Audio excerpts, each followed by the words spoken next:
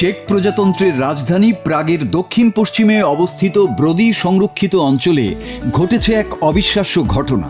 বছরের পর বছর ধরে যে কাজটি করতে পারেনি মানুষ, সেটি মাত্র 2 দিনে করে দেখিয়েছে মাত্র 8টি বিভার। ঘটনা শুরু 2018 সালে। শুকিয়ে যাওয়া একটি জলাভূমি পুনরুদ্ধারের পরিকল্পনা নেয় চেক কর্তৃপক্ষ।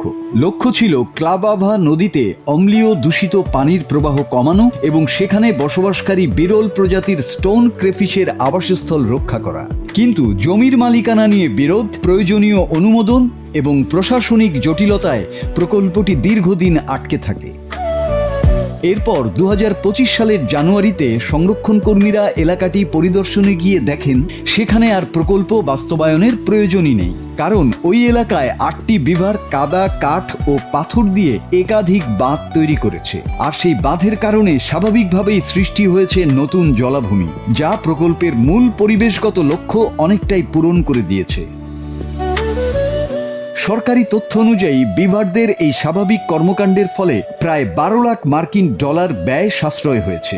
সংরক্ষণ বিভাগের কর্মকর্তারা বলেন, বিশেষজ্ঞরা যে এলাকাকে উপযুক্ত মনে করেছিলেন, বিভাররা সহজাত প্রবৃত্তির মাধ্যমে ঠিক সেই এলাকাতেই বাঁধ তৈরি করেছে। এতে আবারও প্রমাণ হয়েছে, প্রকৃতি অনেক সময় মানুষের পরিকল্পনার চেয়েও কার্যকর সমাধান তৈরি করতে পারে।